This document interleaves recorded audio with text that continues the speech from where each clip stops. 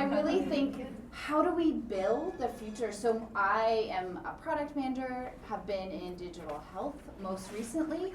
And the reason that I'm a product manager is because I know the products that we use change how we interact and how we understand the future.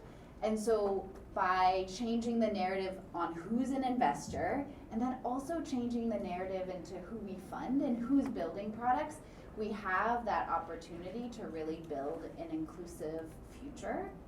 And so without further ado, I'd love to have each of the panelists just introduce themselves and tell you why they're here. I'm here. Yeah. It's good. Is this on? It's on? Okay, I'm only here because I like Rayu, Jenny, and Holly so much. Woo! There you go. There. And I'm also here because they built an amazing community. You can look around you and see how many rooms would be this full on a Saturday morning when we have 15 other things to do. And this is a testament to their personality, the vibe, what they have going, and they want. So, round of applause. So I'm also here because when Ray and I started thinking about this a while ago, we thought, it would be good if we could bring to the forefront a conversation about women, venture, startups, and everything else that goes. It is an ecosystem, it is a community, so we need more than these three folks of us, and I assume there's people in the room who are more than that. I'm also here because I'm the managing partner of Pier Ventures. We have been investing for the last 2 or 3 years, 2.5 actually. We made about 12 investments, we plan to make a few more. They've all been in what I call the 3Ds, digital, devices, and drugs. And we have a particular fondness for diverse teams, and of course that's women, and amongst everything else. And over time I will also explain some of the things that we look for when we do evaluate companies. I'm also the AI person on the team. My colleague is the pharma, healthcare kind of a person. I think that's enough about me, but I'm so excited with this panel here. Hey everyone, my name is Sabira. I am here largely because of Preetha, and also because stop talking I about me. can't think of a better way to spend a Saturday morning than with a room full of amazing women and men leaders who are interested in learning more alongside us. In my day job, I run our private equity practice at Google, and that involves two things. So on the one hand, we as Alphabet co-invest alongside major global private equity firms when there's values alignment. So for instance, we're co-invested in 2 of TPG's Rise Climate funds, which are all climate-based companies. And on the second half of what we do, with those same global private equity firms, we look for value creation opportunities within those portfolio companies using Google technology. And as a side, I'm also an advisor for Google Startups for Sustainable Development, so have the opportunity to work with some incredible startups doing some game-changing work.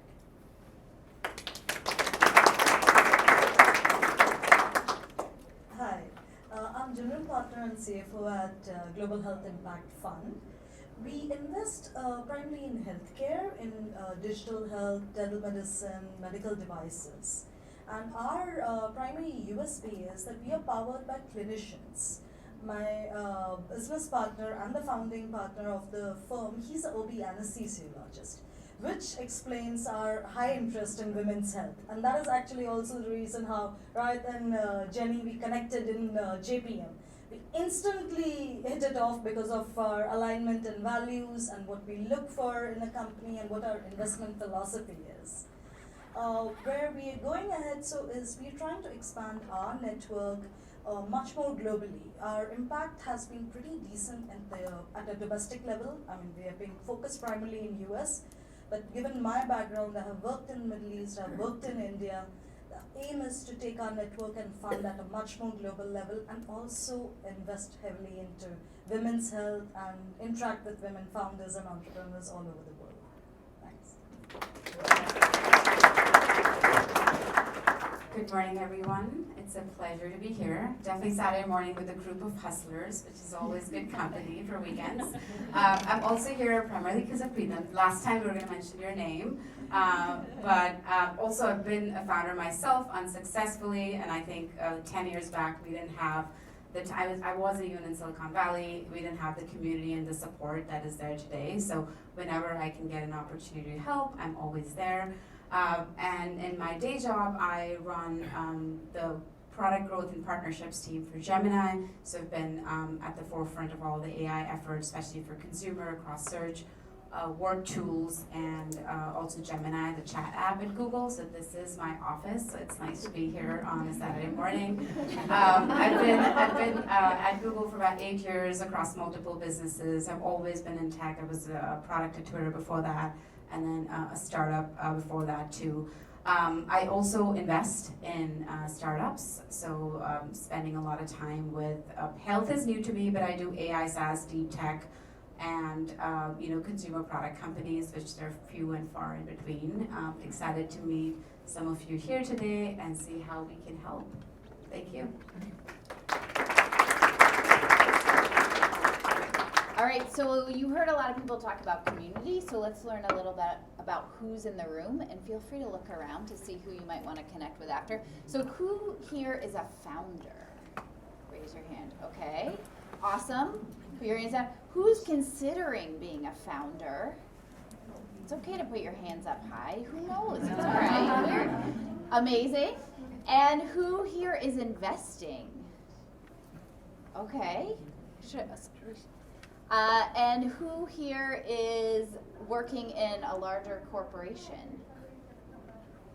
Okay. Who hasn't raised their hand yet? What did I miss? What did I miss? Oh, thank you. I don't know how I missed that. Who here is on a board? Amazing. Yes.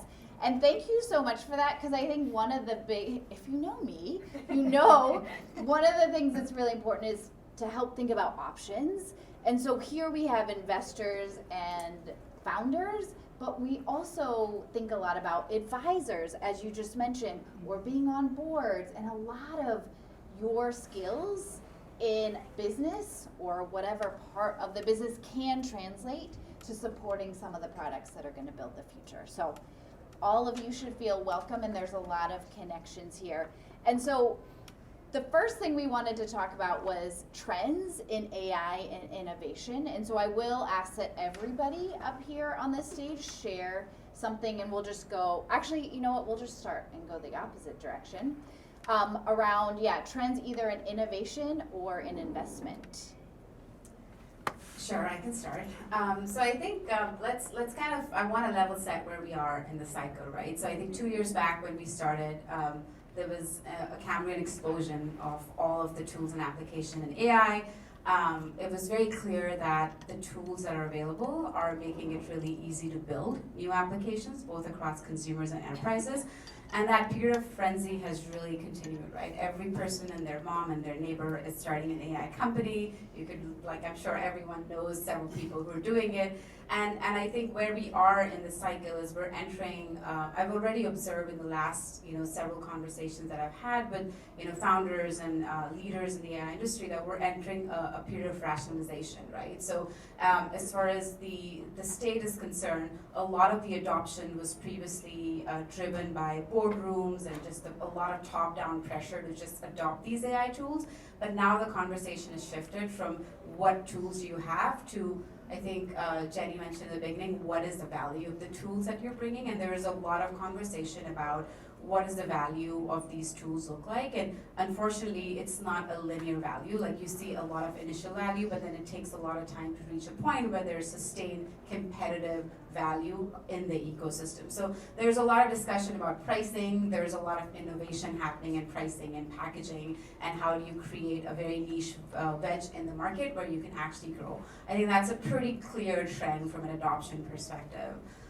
The second trend is that I think this is also from, if you look at the technology S-curve, you were in the initial days where there was a lot of, applications being built, and then there are some companies that are on the forefront of this, like Google and Meta and Microsoft, that are really, really adopting AI across the entire stack. So a big trend that I'm seeing right now is that the organizational structures and team responsibilities and roles of people are really, really shifting. And this change, from within big companies or within companies that are really embracing these tools is really huge, you know. There are teams that are basically their roles are getting automated away in a week, and there are like structures of managers' roles changing across the board. So I think we are entering this phase of what I call uncomfortable sort of adjustment period, where I think the way people build startups, the way companies adopt these tools, the way they build their teams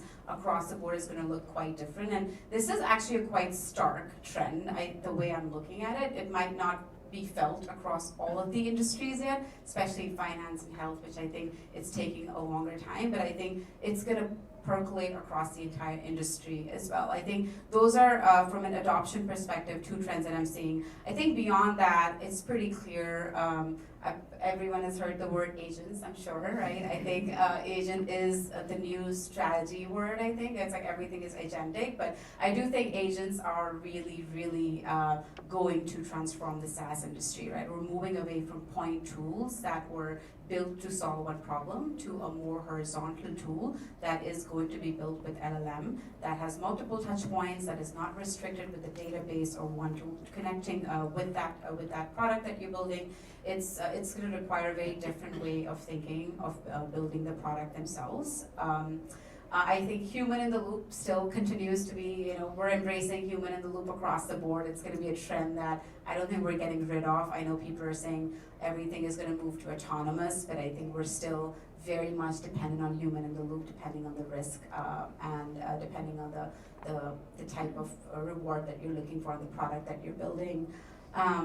I think those come to my mind. I think consumer is still, you know, that's where I work a lot. Consumer needs a lot more innovation, and the fact that a lot of the companies in consumer businesses are thinking of building tools by just slapping an LLM on top of their existing product is not working. I think folks really need to rethink the entire stack based on the capabilities that these models offer.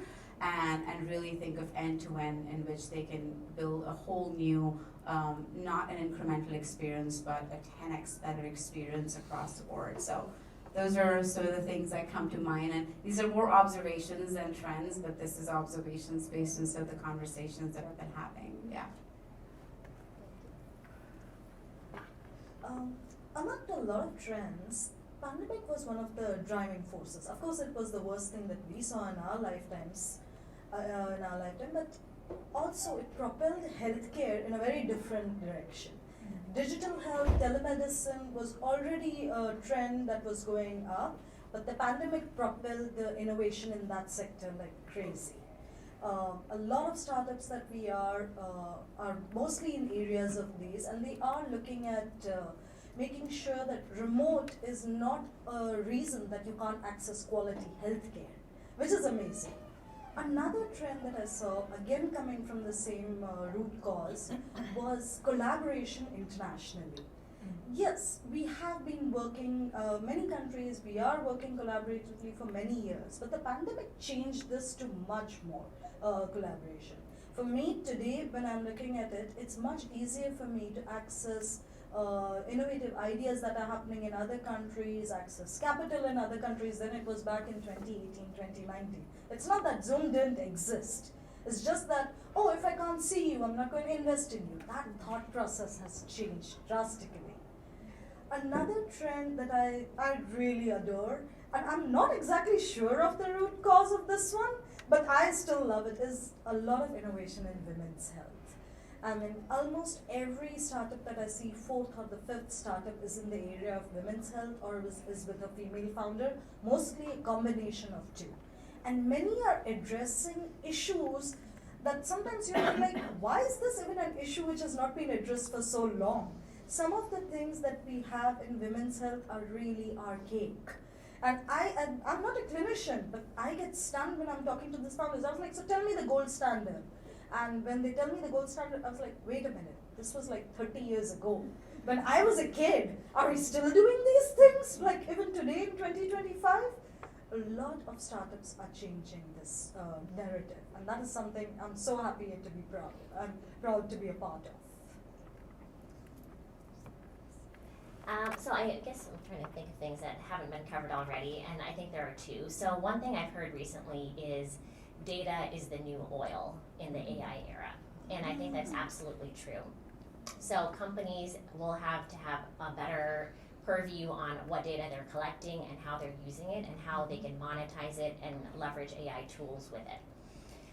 The second is in terms of the agentic space. So just to double click a little bit on that, that's all about workflows. So how is your company or improving your workflows with AI? So, is there a customer service area you can optimize? Is there a human resources area you can optimize? Is there a content generation in marketing or sales that you can optimize? And that's where a lot of the dollars are going, primarily because you can see immediate ROI in that area. So like Mahak said, I think there's a little bit of less of the spray and pray across all of AI, across all of LLMs, and seeing where actually are these companies generating revenue, and this is where companies and VCs and PEs are all putting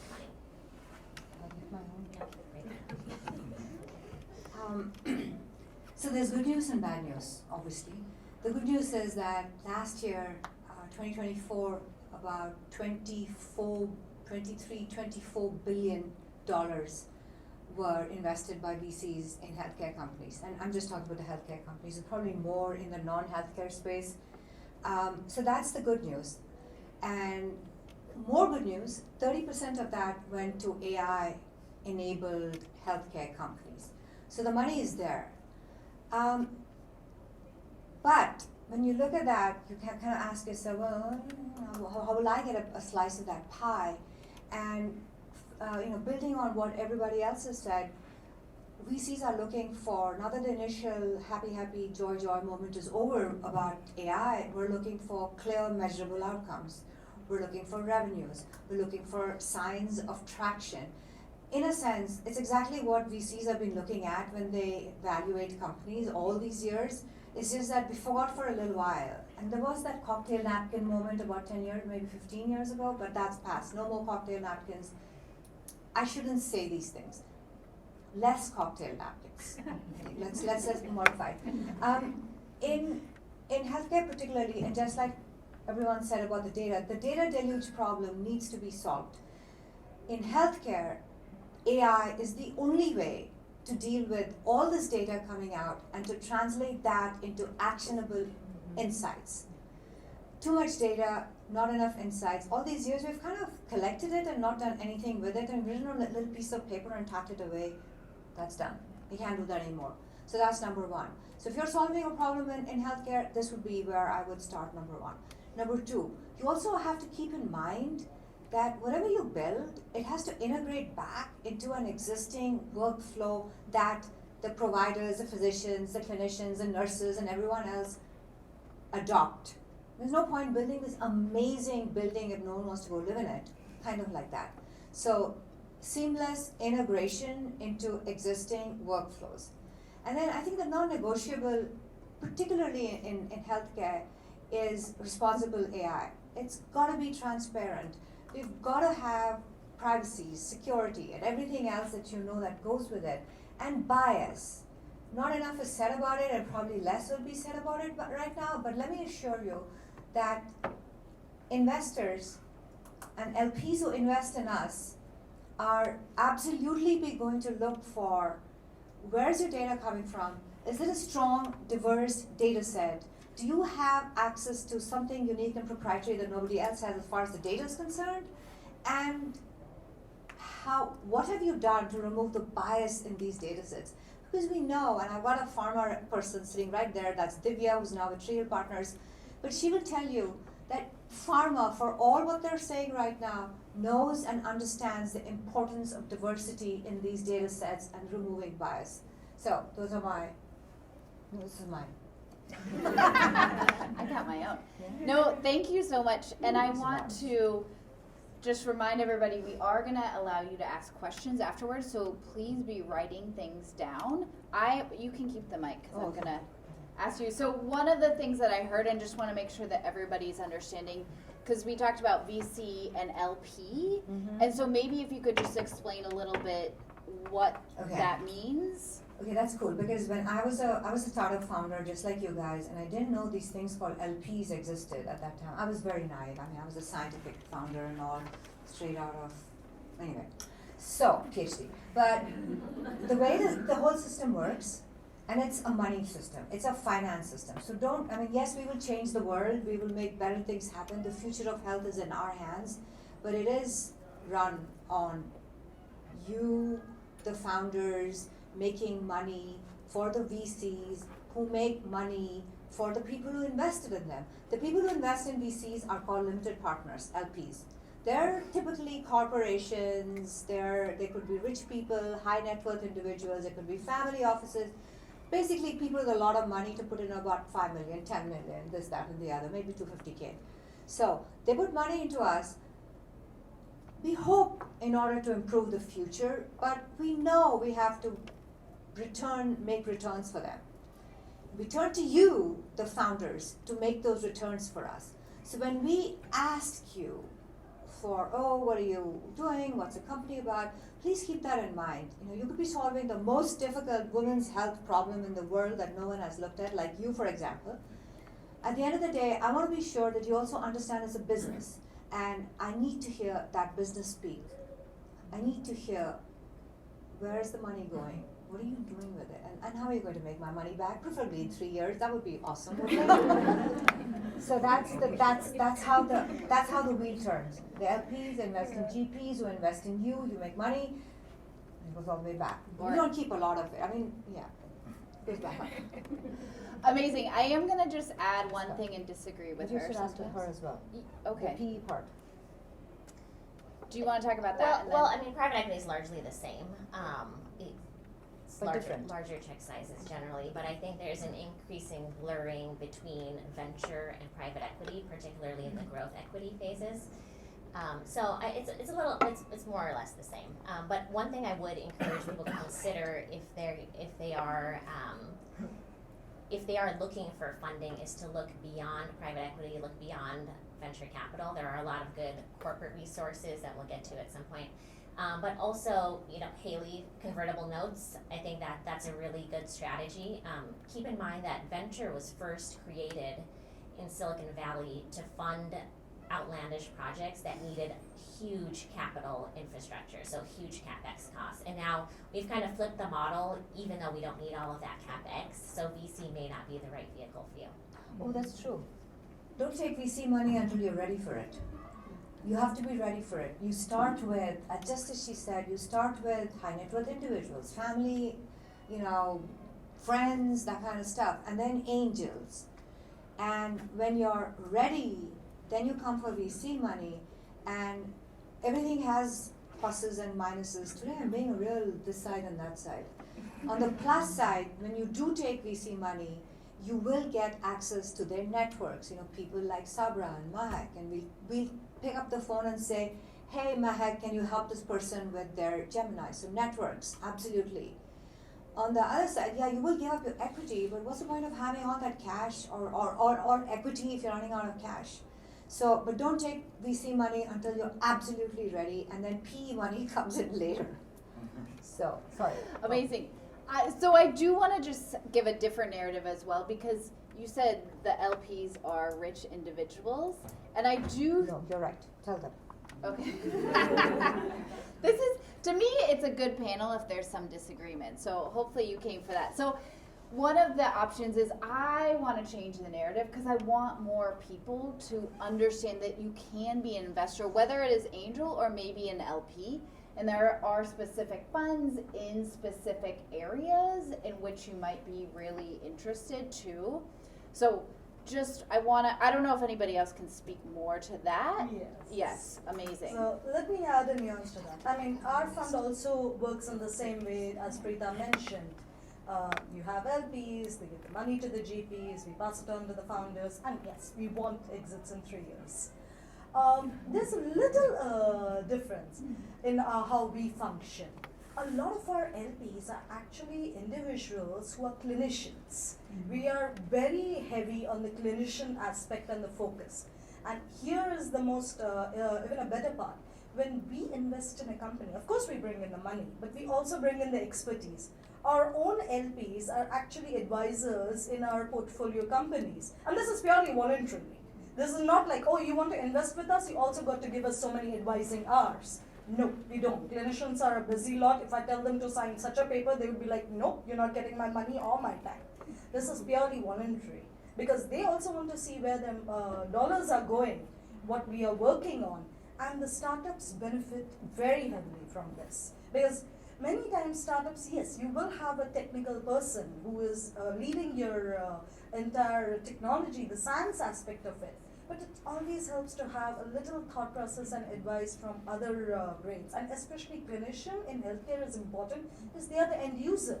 They are the ones who are going to prescribe your product, recommend it to patients. Unless you're a consumer company, a clinician is a very important piece in the healthcare network. And that is exactly what we bring to the Yeah, table. I want to ask a question of the moderator now. Holly, why don't you tell them about your participation as an LP in How Women Invest? Yeah, sure. So we actually are both investors in an organization called How Women Invest, and it is there to change this narrative, which is why I invest in them.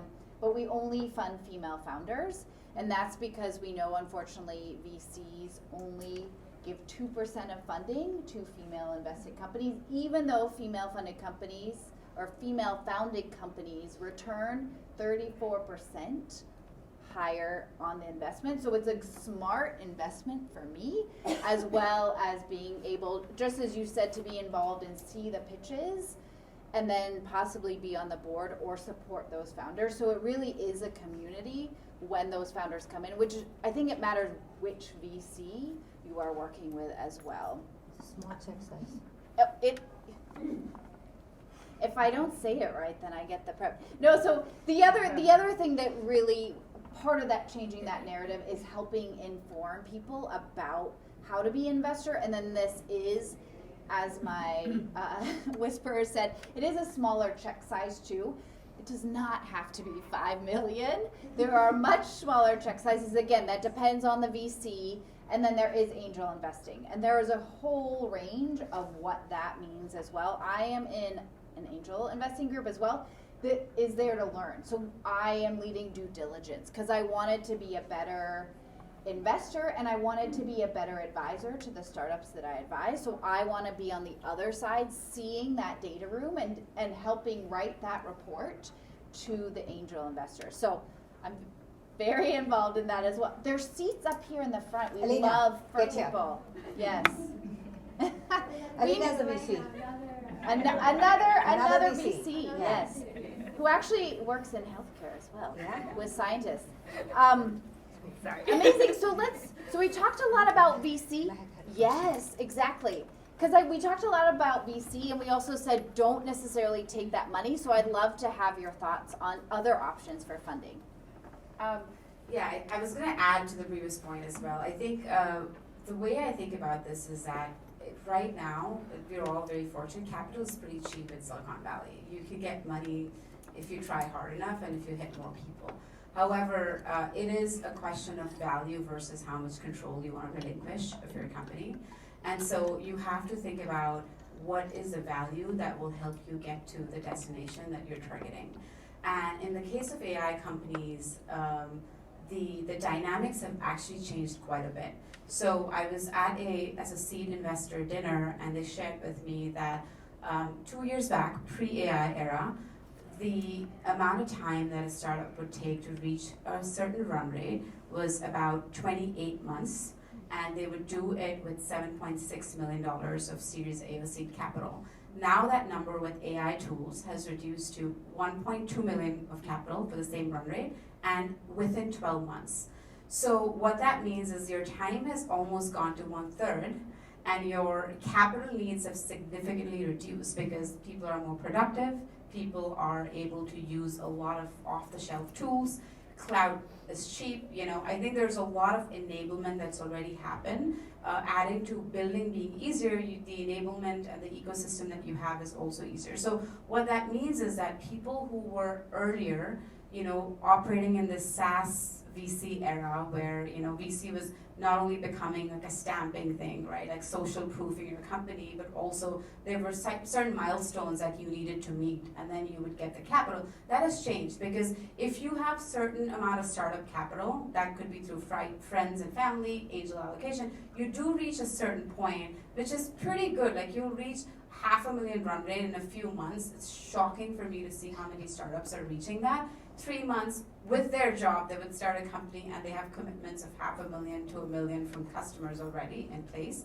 And then you don't really need to, raise a big seed round, right? So I think there are two ways to think about it. It's like, if your company really needs that CapEx, which is a high CapEx for research needs, because you are targeting a very research-heavy product, which in the case of healthcare might be the case, you might want to start with that capital and then build towards that reality, which reality hopefully is still a 10x better product at a cheaper cost for users, right? If, however, you've already built a product which has traction, and the game is really a go-to-market game, which in a lot of companies, like customer service, for example, very crowded market. There are hundreds of companies I have personally met that are building customer service agents. They all have the exact same product. They have the same set of customers. They're selling to the same people. In that case, you don't really need capital to differentiate your company to get to the next milestone. You actually need a lot of operating help, and you need people or friends and supporters who can help you bridge that gap. And you probably need dollars for marketing or connections for marketing. So I think it's really important to think about what you're trying to build, what is your moat, what would really help you get to from where you are to where you want to be. And with that lens, think about what are the different ways in which you can raise capital. So a lot of the heated discussions that we're having with founders right now is a lot of them are asking, should I even raise my seed round, right? Like, they all raise their pre-seed, and they probably want to wait and reach a point where they actually have a 10x better product, or they have confidence, 90% confidence of reaching that point, and then at a much higher valuation, they could raise the capital that they need to get to that. So it's not that you just, the previous assumptions about how fundraising should be done are really being challenged, and I would encourage every founder to really think in their context, what is it they need and why do they need it? In terms of vehicles for investments, and Sabira, you should add here as well, because you talked a few options too, but I mean, there's a lot out there, right? I think in case of AI companies, obviously the easiest is the lowest. Like, if you're working with accelerators or friends and family and crowdfunding sources, accelerators are really great if you need a lot of work done in a compressed amount of time, and you need a lot of support to actually build that. And you have a fuzzy idea what you want to build, but you don't exactly know, and they really help you get to a point within 3 months or 6 weeks. And every VC fund now wants to get in early, so they've all started AI garages and some sort of an accelerator to help. But at the same time, you should be aware a lot of them do take a significant portion of your equity. So if you are a founder that is experienced and that has built companies in this space, I would argue you might not even need the accelerator support. You might just need to get this initial capital through a convertible note or friends and family or your own capital, and then get it to a point where you can raise a significant seed round or a Series A round to get to that next big milestone. Because you might reach your first milestone with just your co-founder. You don't need 10 people to do that anymore. And there's obviously, there's a lot of pre-seed funds now. There's still a small group, but there are pre-seed funds, and they're fundamentally quite different from VC firms. I think a lot of the VC firms have this reputation of putting a lot of pressure on their founders, whereas pre-seed funds they're known to be having a high EQ. They want to work with the founder to figure out the pivots. They want to support in that period, right? And I think I've heard from my very good friends or founders that their set of pre-seed funds that they would go to are very different from the set of VC funds that they would go to. And so they're thinking around, should I go to a fund that does both seed and Series A, right? There are dynamics there, because if you go to a fund doing your seed, you would be under pressure to then go to the next round with an up round, hopefully, which in a lot of cases is not happening. So really being careful and thoughtful about, what does the next sort of 6 to 18 months look like, what my needs are. There are also grants, like Google for Startup has a program which gives you all the support, but it doesn't really take any equity. So it's an equity-free program where you get access to cloud credits, you get access to operators, they connect you to Google tools and services, and there are many large tech companies that are offering similar things right now. So the options for, I think, funding are infinite right now. They're actually quite a bit, as hard as it sounds, but I think there's a lot more than it was 10 years back. I think it's more about what you're trying to build, where you are, what is the expertise that your team has today, and how can you bridge the gap there? I guess I can just speak a little bit more specifically to what Google has to offer for those of you who are interested. So specifically for AI founders, we offer right now $300,000 in cloud credits, so anything compute related. There's other follow-on checks that can come with that, but also a lot of hands-on keyboard help, which I think is critical to Mahak's point. If you need that. And then we also run a variety of accelerator programs, and all of these are equity free. The accelerator programs are largely vertically aligned, and industry aligned. So we have one right now that's in climate, for instance. We have others that do specific things on healthcare. And those are just kind of year-round programs that you can look to, and those both offer cash as well as cloud computing credits, and again, equity free. But similar to Google, a lot of large tech companies have these, because the idea is we want you to build on our platform, we want you to grow on our platform, and then we get our money back. Holly, I know it's Sheetal's turn, but can I just quickly Yes. grab? And when Rayur and I thought about this, the reason we wanted a couple of corps on the discussion panel is because we often don't hear about this, and quite often founders ask me, "Oh, should we have a strategic in the mix? Like, won't it be difficult to raise my subsequent rounds if my initial round has a strategic? Will they try to squeeze?" What's a strategic? Oh, a strategic is, let's say I'm investing in a knee replacement thingy, and that's a technical term. And then, and one of my rounds actually has Johnson & Johnson in that round. So, because I'm thinking down the line, maybe Johnson & Johnson will acquire this company. So a company that a corporate that has some interest in the technology that's being developed in the particular startup would be called a strategic. And yes, there's pluses and minuses. But I grabbed this from Sheetal because I wanted to say, I have this lovely story of my second startup that we invested in, who came out of the Google for Startups program about 2 years ago, and ever since then they have leveraged everything Google can possibly offer. Once they graduated, while they were in the program, they helped them with the AI, and the whole AI stack was built with their help, and the engineers helped. And then after they graduated, they called them and became a part of the alumni program. So now they're in the alumni program. And then a few months later, Dell tells me, "Oh, by the way, Preetha, guess what? We're now a part of, we're in their clinical trials. We're certified in the Google Health Clinical Trials Provider Program."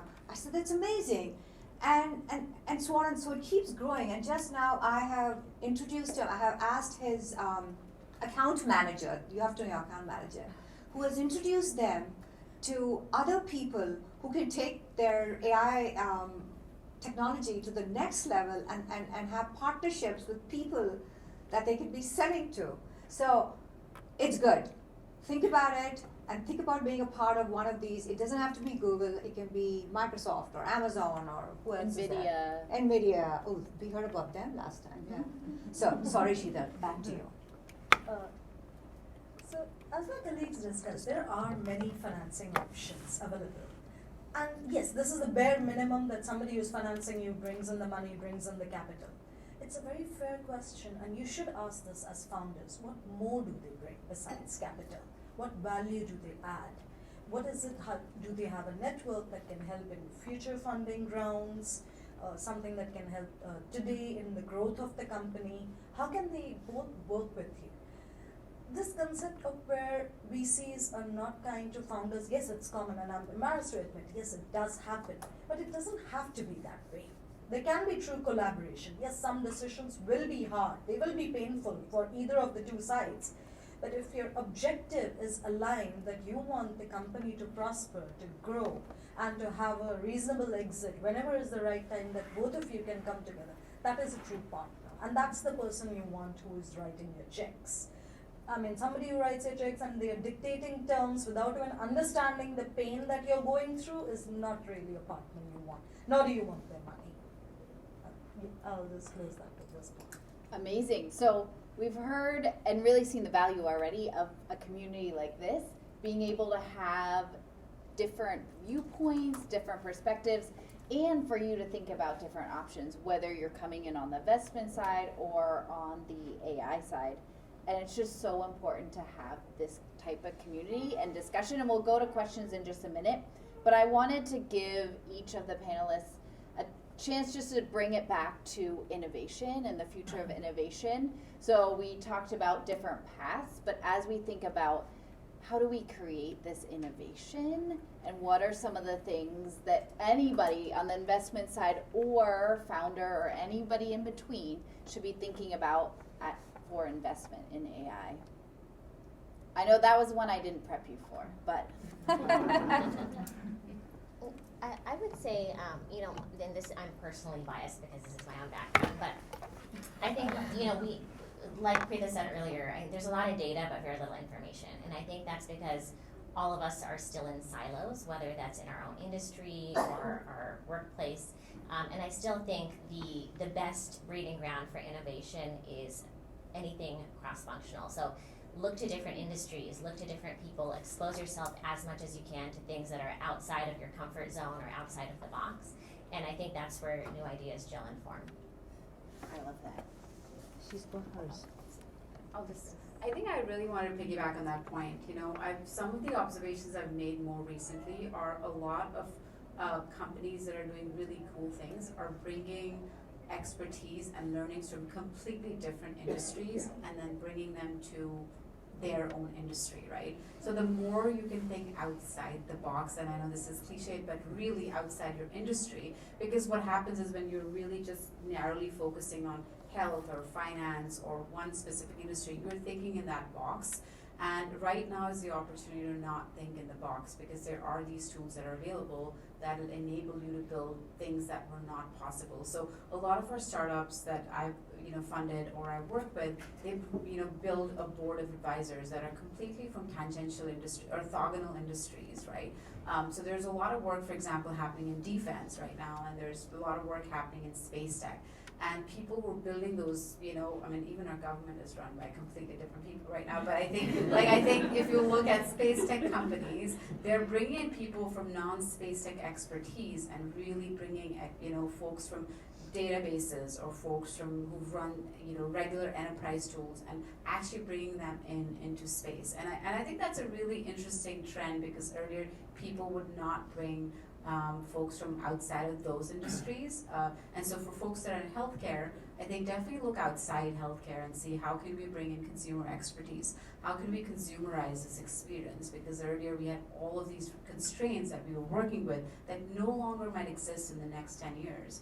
And so that's something to think about in your own startup work.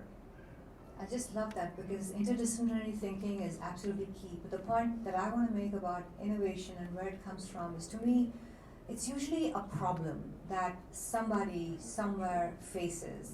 And someone, many people face the same problem, but someone says, I gotta do something about it. And then it goes from that to what you said, which is, are there solutions in some other areas? And so I think innovation starts with someone trying to solve a problem that is a nuisance, a pain to them. And then they suddenly realize it's not just them, it's a lot of other people. So I would add that to the mix there. I want to address the point that Mahak had raised earlier about the human in this entire scenario. Is AI, machine learning replacing humans? Firstly, no. I completely am aligned with Mahak. The human is here to stay. That speaks very specifically in the world of healthcare. Clinician burnout is real. It has been happening for years, it's been happening for decades, and the pandemic actually made it so much worse. We blame the American healthcare system, we blame our doctors when they can't reach out to us, they can't give us the right diagnosis. We are burnt out. And AI can change that narrative. It's not, no robot is going to replace our clinician. That's not happening. what is happening is it's opening their bandwidth to give us better quality healthcare. It's giving them more, giving us more face time with the clinician in critical times. AI just replaces the non-critical times. It just makes administration easier. It doesn't replace the clinician. And now what this can pave way to, if there's so much bandwidth and time that opens up, it gives way to precision medicine, where the therapies, the solutions are more personalized. Two people with the same diagnosis don't necessarily have to undergo the same protocol. They can go for protocols which are more precise to their needs and customized, oriented to their ethnicity, to their gender, to their age, to their past medical history, to their genetic history. It can, one size does not fit all. We know that in healthcare. But so often we see the same kind of prescription, even when it's clearly the two patients, even if they have the same diagnosis, are so different. So this is what AI and ML is going to do. No robots are going to be prescribing, but at the same time, our clinicians are going to have more quality time with us, which is what we honestly need. I love that. We've had so many mic drops. I've been also taking notes over here. And I love this idea of cross collaboration. And I even would offer for yourself, I like to think about who's on your personal board of directors too. So you, as you're going throughout your career, I love the word portfolio career, you can probably guess. But for yourself too, how are you cross-pollinating ideas across different industries or just different career options? And so with that, we'll take some questions. Do you want me to run? I can run. Okay, so we'll have somebody come around with different questions. And just as I started, right, like we've heard so many amazing pieces of information. Don't hesitate to ask if there was, like you saw me do it, hopefully I was a good role model, asking if there was a term that didn't make sense to you. We have these amazing people who can talk about different options and answer your questions. So let's see who has questions. Now that I made it super open. Yes. First of all, thank you so much. As you mentioned, the amount of knowledge I've been taking notes, I was like, I should bring something digital, it's been faster. But thank you very much. My name is Sarv, and I'm a founder of, a co-founder of an AI SaaS company as well. And Mahak, so many of your feedback, it was just right in line what I needed to hear. At this phase, we are exactly on a struggle of working with like angels, VCs, and when you all confirm that it's good to raise your valuation and then go to VCs, I mean, when you're ready, go to the VC, that's very much aligned. But it's been such a chicken and the egg that I need money to get to my product, and then they're like, is the opposite, and now we're a team of 11. God has blessed me with a brilliant team, people from NVIDIA, Google, Amazon. Our team is really strong, but as a CEO, I'm really struggling to go, where is the chicken and the egg? 10 people is a lot, right? I think you probably wouldn't need a lot more people to get to the milestone that you're targeting. So like, what do you need that working capital for exactly? And like really pushing your teams to do more with less, because that's what a lot of the companies are doing. But you know, what you're feeling is what a lot of founders are going through right now, right? I think a lot of them are going through this constant, tension between what the team is saying, but ultimately it is your own intuition and gut about where you're going and what does the company really need. And if you really think you need the VC money and dilute, your company for that, then definitely targeting the right, angels or VCs, whoever you're going to, is important. So talk to sufficient amount of people, and obviously we can chat more offline, but you probably haven't hit enough people, because that number was just not right. But I would also say don't disregard banks. So your local community banks will often give you a loan for that kind of working capital, and the loan against the talent that you have, which I think is a much better way to go. So people don't look at that enough, but SVB, it's still around. Great place to go. Your other local community banks will have some sort of a business loan program. And that's often ends up being the cheapest way to move forward. And then again, just emphasizing the corporate accelerators. It sounds like you have people spaces, leverage those and see what you can get from there, especially if it's more engineering or research focused help that you need. I think you just got to start being very creative, and you have that Google Sheets where you write down all of these things that you're going to do. Definitely leverage the corp accelerators. So my strategy, and I tell my startups, is that you go to Google and you tell them, oh, we're using Google. And you go to AWS, you tell them, yeah, absolutely we're on AWS. And you go to Microsoft and they have a Pegasus is there, we heard it the other day. And so you shop around, you're a multi-cloud strategy, obviously. And so that's number one. Number two is, I forgot to mention this, but there are conferences and gatherings where they have pitch competitions, a couple of 500K, this, that, and the other. So the one I wanted to mention was, I'm on the board of TIE Silicon Valley, and it's on my LinkedIn, the information for Women AI Pitch Competition that's being sponsored by Mayfield Fund. Good fund, good people. You're too early for them, but you're sitting in front of them, and so they kind of get to know you. So there are others like that. This is the one that I have to know, and I'm supposed to be spreading the word about this. So that's the second option. The third option is when you go to places like this, get to know the VCs. It's a long game, and it's okay. And I want to say that when a VC says no, it doesn't mean never. It just means like not now, there are things going on, my daughter's getting married, maybe whatever it is. So stay in touch every 3 months, send them a little update, a little 2 paragraphs saying this is what I'm doing, I did this, I did that. And absolutely go to as many of these conference pitch sessions as you possibly can so you can be heard. And friends and family. And okay, at the end of the day, when you're running out of money and you think, okay, like, is it going to be a 500K cash infusion to give up X equity with this VC? There are pre-seed VCs. So it's not, you have to ask yourself, which is the end of the world, this or that? Why would we be good I'm question? an evil VC in the room then if I say anything else. So Mayfield has an AI garage. Who? Mayfield. That's what it is. They are the ones who are they would do sponsoring that. They would probably do like a early, and it's Yeah. a great one, Yeah, and like they said, there are other VC firms that have these early stage accelerator things. Yeah. Amazing. See, this is why we have great questions come from the audience. Who's our next? Hi, my name's Jessica, and first I wanted to say thank you so much. As the founder of an AI company, I've been going to so many events and panels for the past 6 to 9 months, and this is the first one where I've really felt like there was a lot of transparency and you got into the details around, LPs, VCs, funding, alternative sources, private equity. Really the first time. And I learned a lot of this. Yeah. So it was really helpful. I learned a lot of this by reading this book called Lost and Founder a few months ago, but great to hear you guys say it.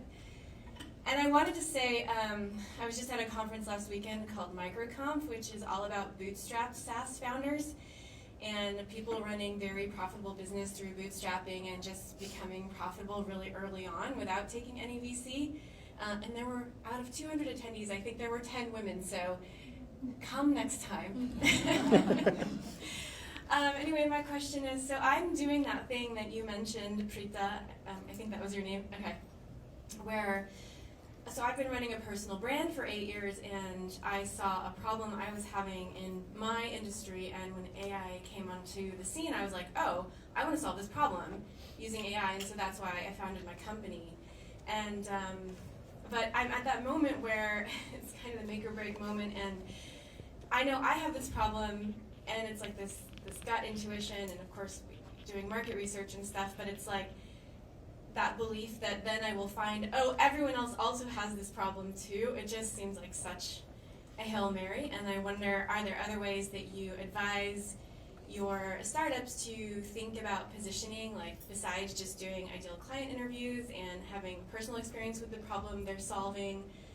Or I don't know if that's too much of an early question for what y'all deal with your startups, but I thought I'd ask it. We like all questions. So your question is, tell me just the question part of it. Mm-hmm.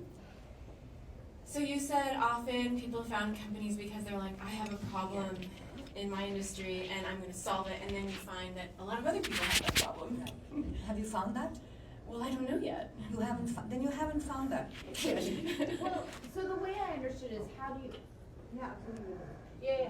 is how do you make sure that the problem's not unique to you?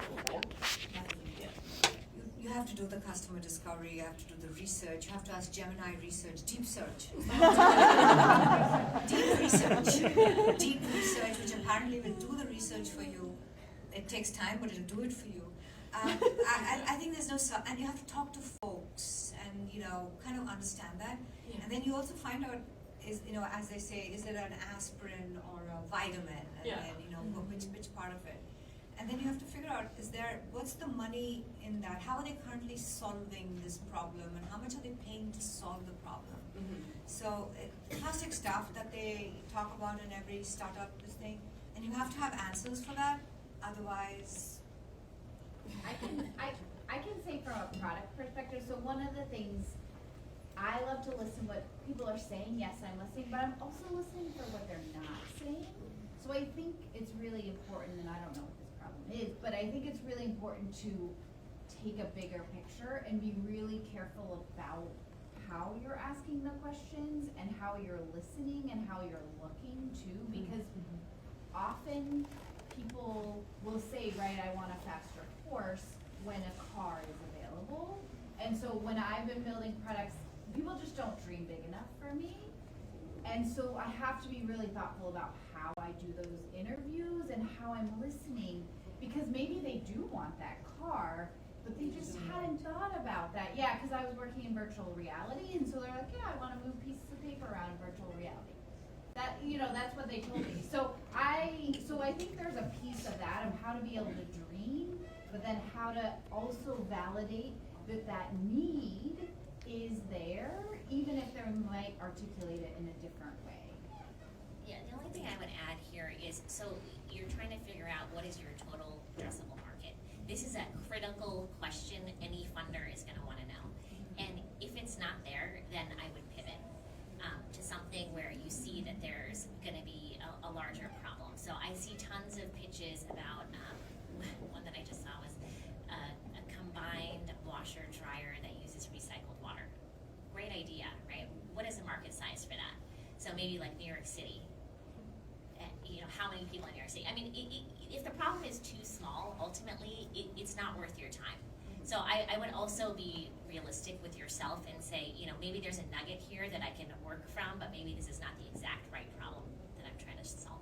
I'll give you a number. When we look at things, and if they're not $1 billion, Yeah, $1 billion down. Yeah.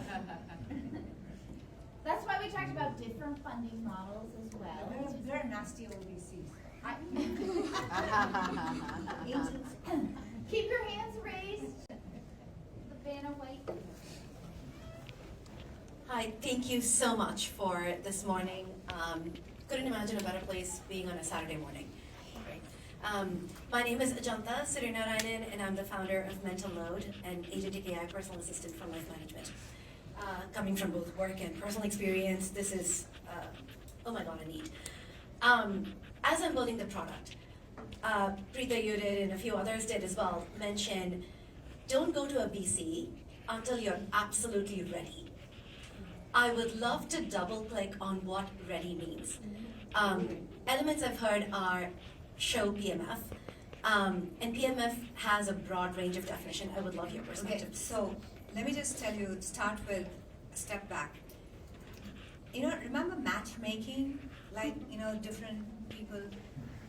There is a match between you and a VC. And just like there are many, many kinds of potential matches of whatever, VCs come in every shape, size, and perspective and philosophy.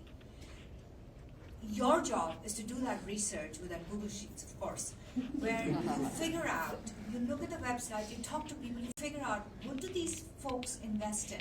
So if you were a startup in India and you came to me, I wouldn't be able to invest in you, but I know my good friend next door does. So number one, figure out what the VC invests in. Stage is one, geography is another, obviously investment thesis, are they health, are they not health, and so things like that. And then number two, as a part of your homework, talk to someone that the VC has invested in. Are they jerks? How do they behave in the boardroom? And honestly, you guys think about the money, but you don't think that beyond that, they're going to be in your boardroom. They're going to be there for many years in your boardroom. They'll be telling you to do things. I hate being told what to do. But ever since my mother told me not to cut my hair, I've been against that. So, but be prepared. They will tell you what to do. So you have to have a good relationship where you know you can push back and still have a comfortable relationship. Okay. Some VCs, so everyone has their own criteria. My criteria for digital health, you gotta have revenues. Don't come to us without revenues. You gotta have customers. Okay, if you don't have revenues, you have at least signed contracts. And the revenues can be, it doesn't have to be huge amounts of revenues. Something that tells me it's not just a hobby for digital health. For devices, which you're not doing, they have other criteria. Go for it. Sorry, I was just going to add to Preetha's point. So ours is slightly different. Like as Preetha pointed out, they look at certain benchmarks. We look at different benchmarks. So yes, your research is very important. If you were to research both our firms, you'll realize that yes, we're in the same space. We invest in the same space, but we actually have a very different philosophy of investing. We go for pre-revenue. As a matter of fact, many of our portfolio companies are pre-revenue. But what we are investing is in the technology, that we have a reasonably high level of confidence. And that's why our due diligence. My Gemini Sorry.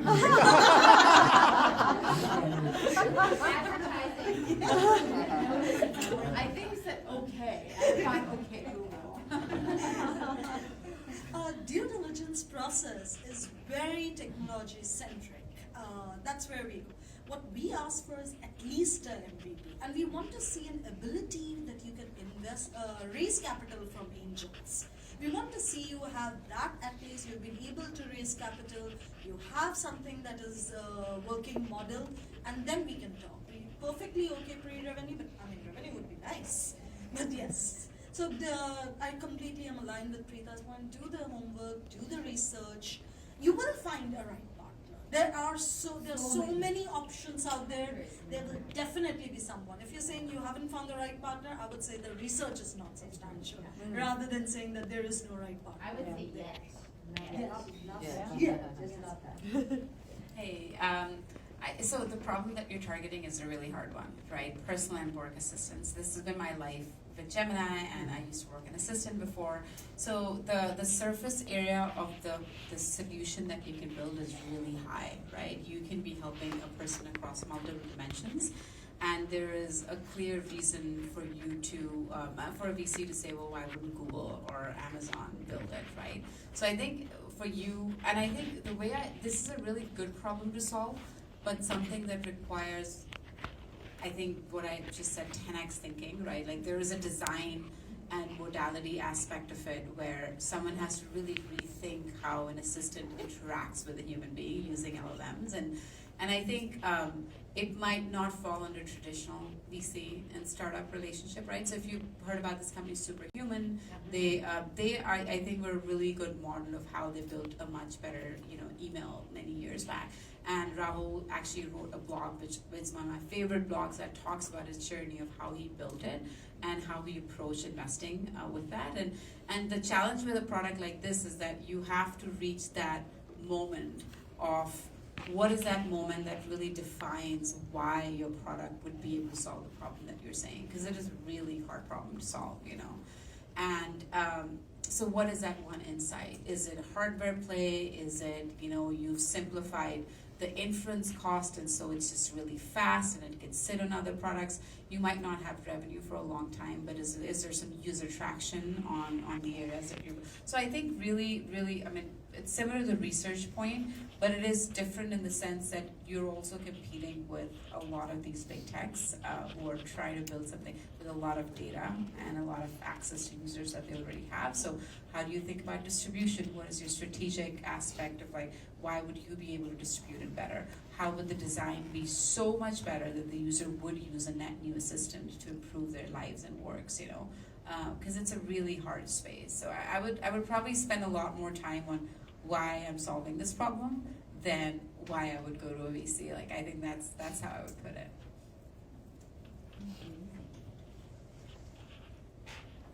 Hello, thank you everyone to be here and share your expertise. Super valuable. My name is Ivana and I have a question. Would you be able to talk a little bit more about intellectual property and how important it can be in the early stage? Because looking at social networking and healthcare platforms, it seems to be very overwhelming with the amount of patterns which are out there. And it seems that there is also a lot of gray space in between. So from the perspective of investors, or how much it's important to stress to have strong IP early on, or how to even navigate before you spend the money and you hire a patent lawyer. So yeah, thank you.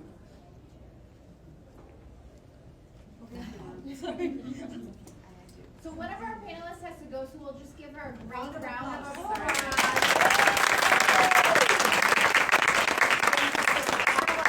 Unfortunately, but it was really fun being here.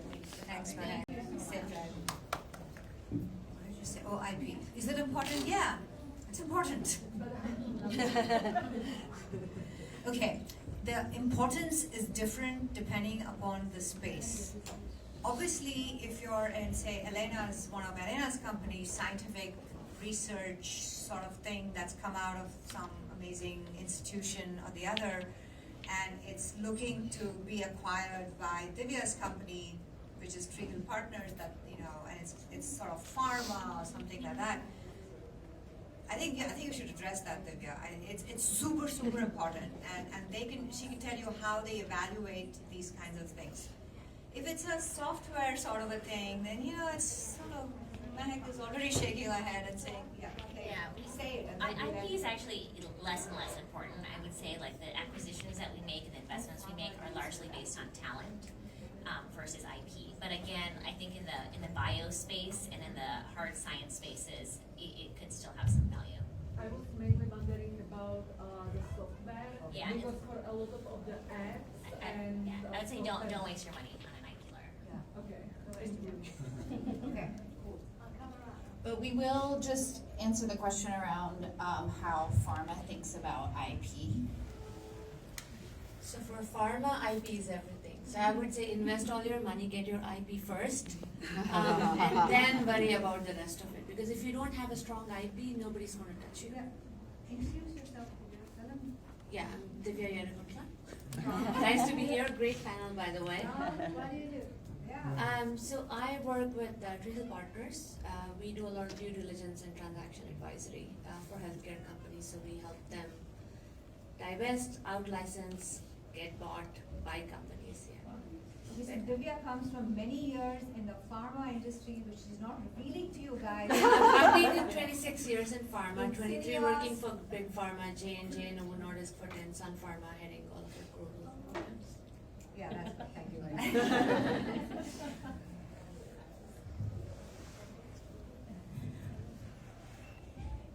Thank you so much. I so anticipated this talk that I actually have a Google Doc full of questions that I do not have enough time to ask you. So I'm going to ask my one really burning question. I hold many roles. Chiefly among them, I'm a consultant. I help founders with fundraising and business strategy, among many things. As of recent, I've been working with a lot of AI pre-seed startups. I have found it very difficult for AI startups that don't have technical founders or a strong technical team.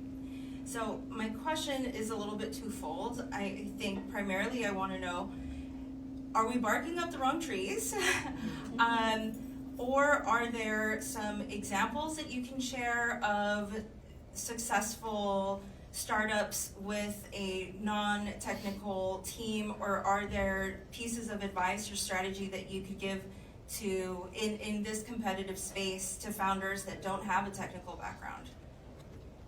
Well, I would say that the landscape is changing, right? And there's different layers. So I think if we were in the large language model era and you were an AI company without a technical founder, I would say that would be a big problem.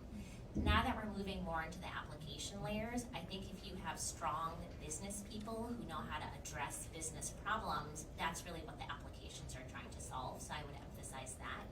And I think this is also where partnerships could be your friend. So partnering with people who have that technical expertise.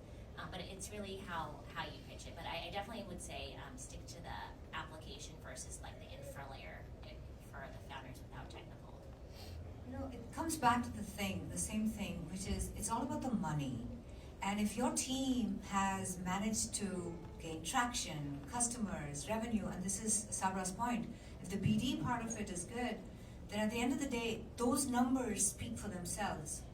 And you know, yes, the technology is getting better and easier, but it's difficult to argue with a 5 million ARR. It's sitting right in front of you. Like, we don't know what they did. They did it well, and they've got the top 3 whatever payers in the system. It's cool. So you're not barking up the wrong tree, but you stay close to the fundamentals of what's going to make a startup the next unicorn. Like the problem they're solving, their approach to the problem, and they managed to find a solution with the low code, no code solutions that are being put out there. They're probably pretty smart then. I just want to add one thing. I've only heard female co-founders say I'm non-technical. I've Yes. never heard a male co-founder Yes. say that. So just putting that out there, because you don't that as you're saying it can be the idea and what it is you're doing. So I really am thoughtful in mentioning that to female co-founders that don't go in and say that because you are a co-founder. End of story. You know, yeah, and don't say it in a sort of an apologetic. Yeah, right. I'm so sorry. Product. I mean, I'm not technical in that way, but I lead product. I tell the technical people what to do. So.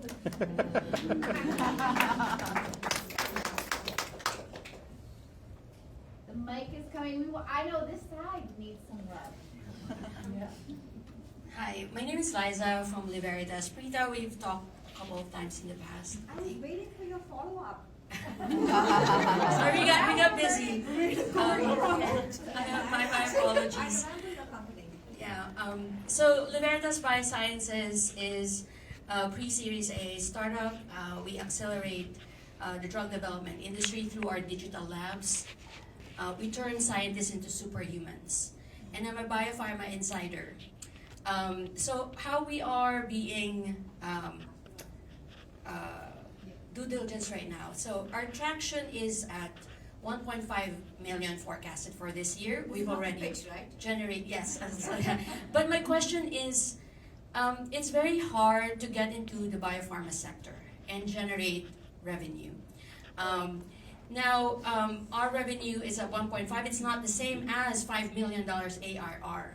Like, how is that going to be perceived as when there are other B2B companies out there and B2C companies out there that within 24 months, $10 million, or within 24 months, $200 million ARR? It's a different story. It's a different VC. And Divya, wouldn't you nod your head in the right direction? Which is, you're a biopharma. We know this. As a VC in this space, we understand that the traction and the growth is completely different to a SaaS company. We're not going to look at you like a software, AI, SaaS, whatever. Now, if you were a software company and a SaaS, we'd say like, where's the revenue? Or where's the traction? Where are the customers? So yeah. Thank you. There's so many different types of VCs. I would also add, like, by at that stage, you would also be looking at what partnerships have you started talking to. Like, even if you don't have anything signed, you don't have any revenue from them, are you even having the right partnership discussions? Because this is again now getting to be a very crowded space. Everybody's trying to do AI in drug discovery, and every company is trying to acquire companies that they can get a head start with. But if you're not having those discussions at this point and you don't have that relationship building started, then as an investor, I'm like, okay, how are you going to differentiate down the lane when you're actually hitting the market? Right? Hi there, my name's Arvita. I'm on the founding team at Choreo. We're a clinical trials software startup. My question is really around how do you see metrics changing? Like we've talked a lot about like getting into a VC-funded statement. Like on an ongoing basis, how do you see the metrics that folks are reporting up to you? Do you see that changing or evolving when you're talking about an AI startup versus a traditional SaaS startup? Are you still thinking about ARR, ECV, and churn rates? Are there other things that start coming up a little bit higher as far as concerns go when you're looking at KPIs? Money is money. So I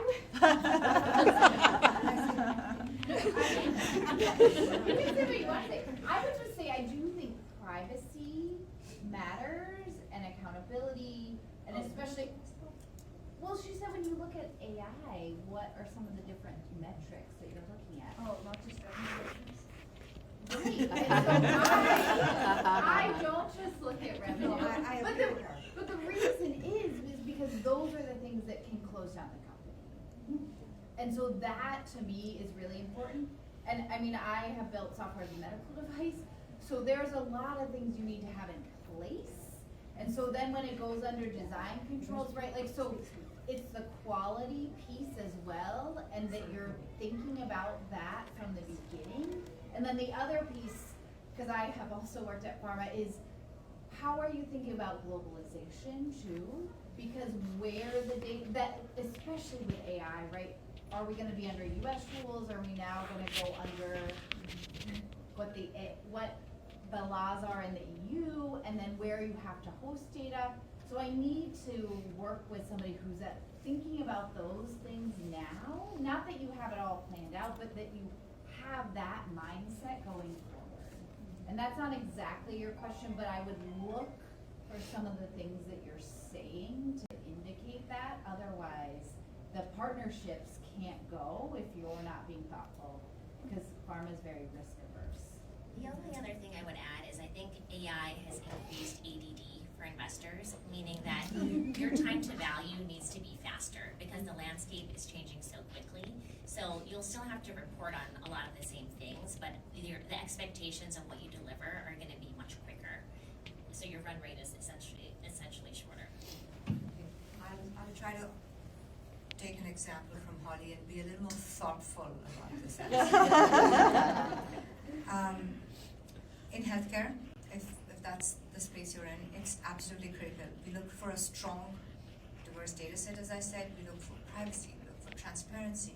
And by now, we've learned our lessons as investors, even though we may not have been thinking along these terms earlier on. Now we know that it is a signal for disaster if these things aren't met. We now know how to evaluate these things.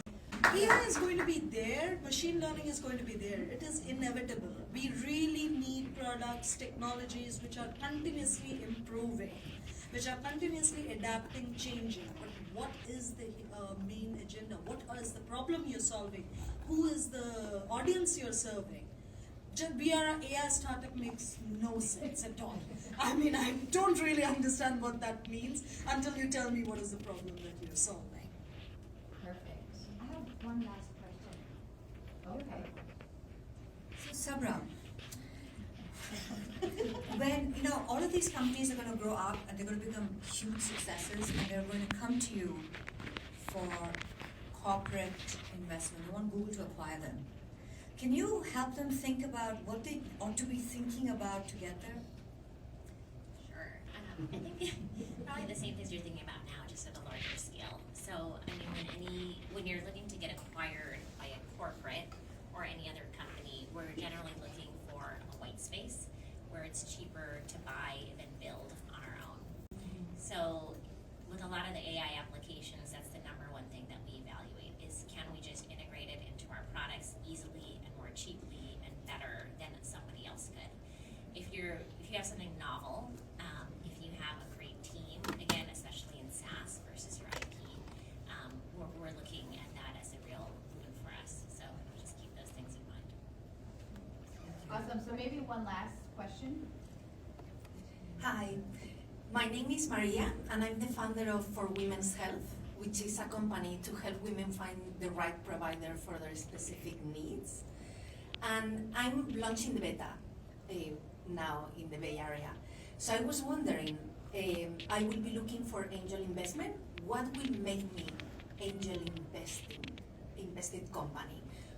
Which kind of advisors would I need? Is not gonna be revenue for the first 2-3 months, because volume is what makes me relevant. But what are the things, the boxes that are most important? Thank you. I mean, one of the things that I hear a lot of pitches is what makes you unique, and how are you solving it in a way that makes people want to walk away from what they are doing onto your product. And I think that I was in ed tech, and so we would say, is it worth a walk? Is the teacher going to leave their classroom to go and use this product? So I think those are some of the big pieces that really matter, and that has to do with the story, but then also the market and possibly IP. I do think that can be useful, and why wouldn't somebody else just copy what you're doing? So maybe it's not that you have a patent, but why are you uniquely qualified to do it? Yeah. So, full disclosure, I had a chat with Maria just before this session, so I have an idea what she's working on. And it's an idea that I really find interesting. So some of the things, like I expressed, I am one of those patients who has struggled with this problem. I'm one data point. Get more testimonials about how this is a real issue. There are actually women out there. And present the other perspective too. Why on earth are women facing this issue? What is the clinician perspective in this? I really doubt any clinician would be like, I don't like my patients, I don't want to spend time with them, understanding their problem. I don't think any clinician thinks that way. So what is the other side of the story? Present both the sides of the story and then go to angel investors. This is how I know this is a problem. And have substantial sample sizes. Like I'm just one person, but I know so many people who have this issue. And now working where I do, I also understand the clinician perspective. No, they are, pardon my language, not assholes. They really want to help. But sometimes the system is not evolved to a level that they can. So how do you make things easier for them? How do you make it easier? So present both sides of the story. I think that is what will help you get a platform. And in terms of the experts that you would want some clinicians as your best friends, some healthcare experts who are especially focused on this piece of area, and some actually administrators too, like of the insurance side, on the Kaiser, Aetna. Those are also some of the people you want to talk to and present their perspective. Nobody is, there's really very few people who would say, I don't want to, who is a part of the healthcare system and say, I don't want the system to change and I don't want to be a part of that change. So find those right leaders and voices, and you'll have your angels writing checks ASAP. Thank you so much for that answer. And Maria, I know you have done 600 user interviews, so use that as part of this. I think that'll help. I wanted to say thank you all so much for coming today. We have this amazing room of builders, founders, and funders. And we have our next event coming up. It is Demo Day. Scan the thing, get your Luma code, get signed up before we sell out. And we have one spot left to demo. The amazing Carolina decided to demo today. So if you want to demo, there's one spot. Come talk to Ray and I, and we'll see if it's a fit. But we have two, and Carolina filled one. So thank you, Carolina. And lastly, can we do a big round of applause for our amazing panelists?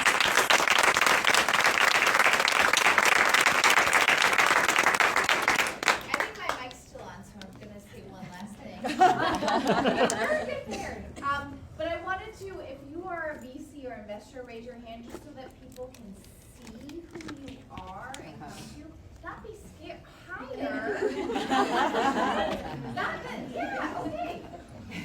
And I just wanted to remind you how we started this, is we got a lot of information and predictions, but I would love for everybody to make sure they're participating in whatever way in AI and in building this future and this community, and women